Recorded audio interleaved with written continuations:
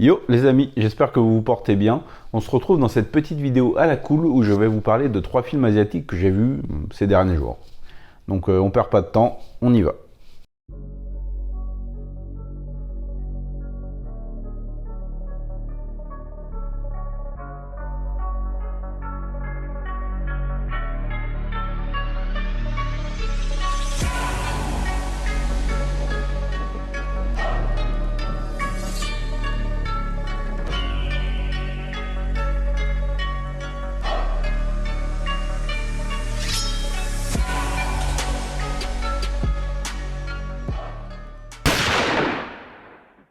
Et on va commencer par un film de Johnny To que j'ai toujours eu quelques difficultés à voir parce que soit il y avait un problème de sous-titres, soit il y avait un problème d'image, soit il y avait un problème d'encodage sur le fichier que j'avais téléchargé, soit le DVD que j'avais acheté ne fonctionnait pas pour X raisons. On aurait dit que c'était un film maudit auquel je n'avais pas le droit d'avoir accès. Et j'ai enfin réussi à pouvoir le visionner dans de bonnes conditions. Je parle bien sûr de Sparrow, qui est réalisé par Johnny To, sorti en 2008. Alors le tournage a duré 3 ans, il s'est étalé entre 2005 et 2008. Et on retrouve au casting Simon Yam, Kelly Lin et Gordon Lam entre autres.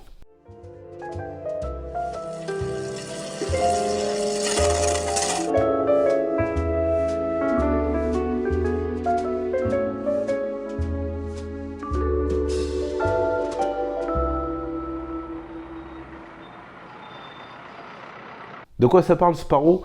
C'est l'histoire de 4 pickpockets qui sévissent dans Hong Kong et qui vont un jour être confrontés à une mystérieuse femme, ce qui va les entraîner dans une histoire un petit peu abracadabrantesque. Et ils vont être confrontés à un grand méchant, mais je ne vais pas en dire trop pour ne pas dévoiler l'essentiel du scénario. Quel plaisir de découvrir ce film maintenant, alors que je l'ai souvent dit dans mes reviews de films hongkongais récents.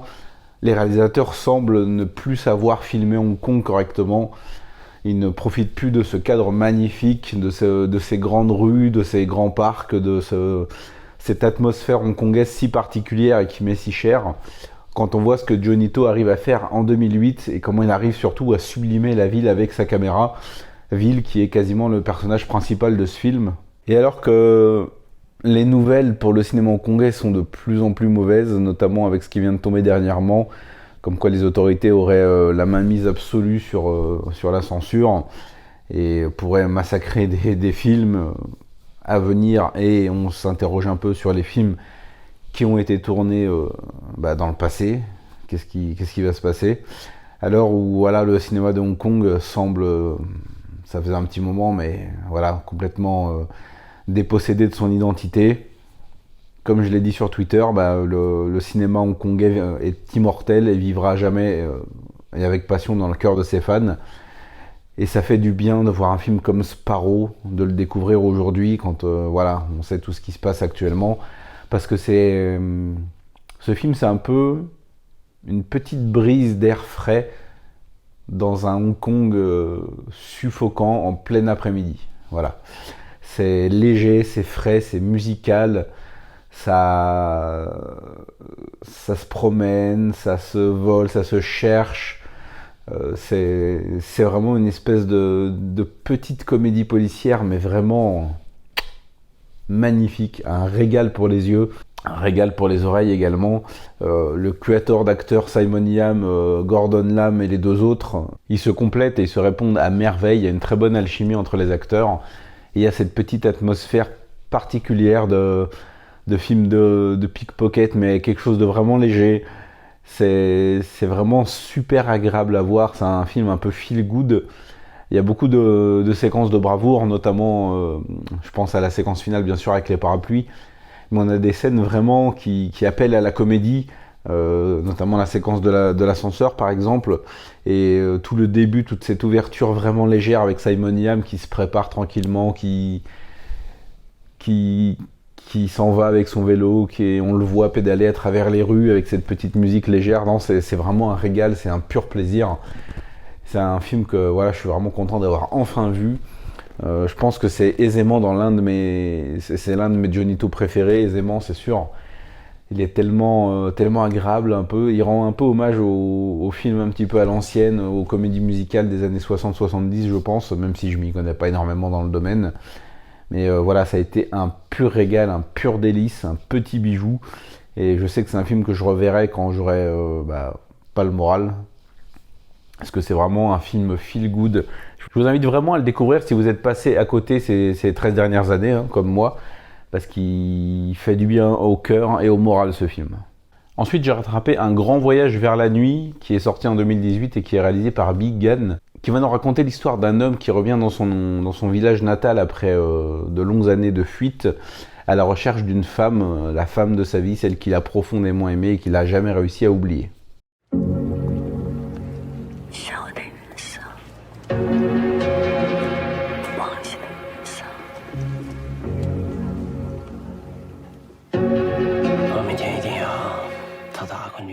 Alors déjà, le film est visuellement complètement dingue.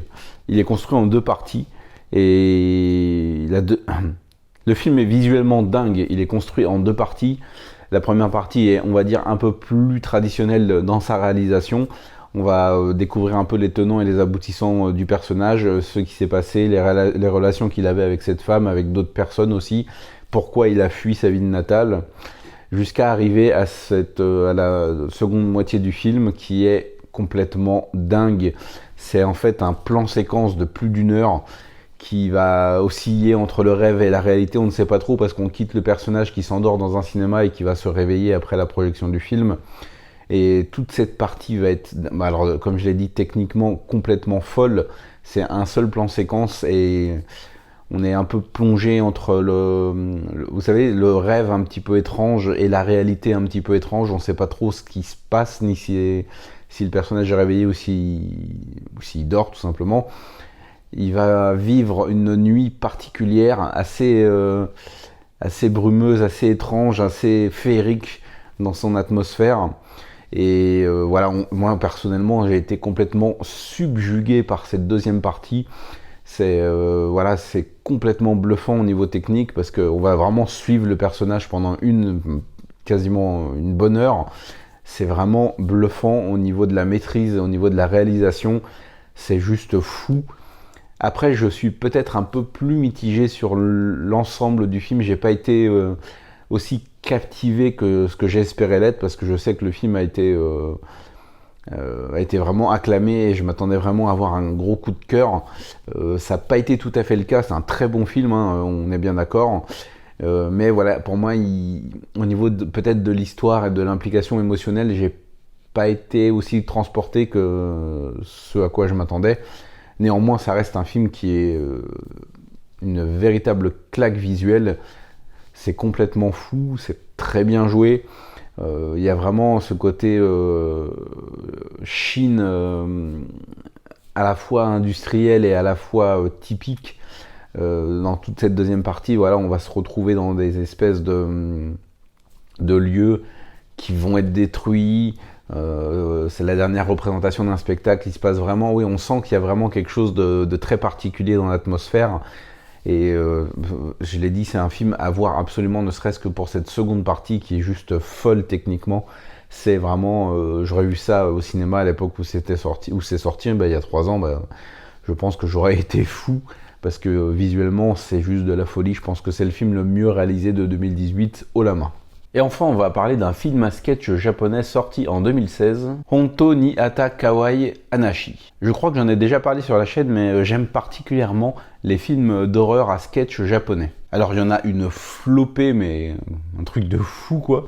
Et d'ailleurs, je vais vous mettre en description le blog d'un ami, Oli, qui est spécialisé dans les films d'horreur japonais et qui en a listé et chroniqué une sacrée partie. Le lien va s'afficher là ou dans la description plutôt. Je vous invite vraiment à aller suivre son travail, c'est un pur passionné qui voit énormément de choses.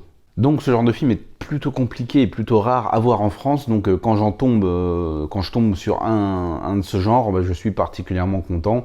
Donc j'ai visionné ce film avec grand plaisir et avec beaucoup d'attentes qui ont été assez comblées, je dois dire, pour ce film. Show télévisuel au budget plutôt convenable et bénéficiant parfois de la présence d'acteurs ou d'actrices reconnus et diffusé chaque été sur Fuji TV, cette édition 2016 regroupe 6 histoires entrecoupées des interventions d'un groupe d'enfants et d'un animateur. Alors oui, la forme globale du film peut surprendre, parce qu'on est vraiment dans un pur show, mais justement ça donne une très bonne immersion, et c'est pour moi un vrai plaisir de voir un programme typiquement japonais.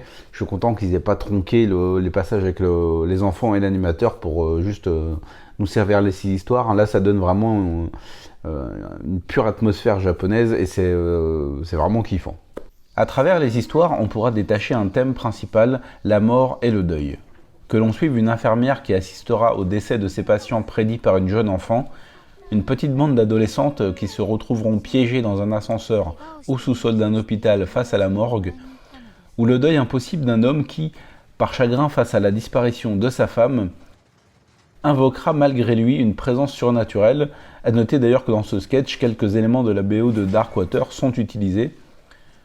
Nous serons témoins de l'impuissance de chaque personnage principal qui se contentera quasi à chaque fois d'assister et non de résoudre. Chose intéressante, les spectres ne seront pas à chaque fois des esprits revanchards, ils veulent juste parfois des réponses ou une simple présence, comme celui de la première histoire dans lequel un jeune homme habite un appartement où le placard abrite un fantôme. Le dernier segment sera mon favori, avec cette jeune femme en froid avec son père qui aura la sensation d'être suivie par un spectre. Très juste dans ses émotions et tendrement mélancolique, il conclut le film d'une belle manière.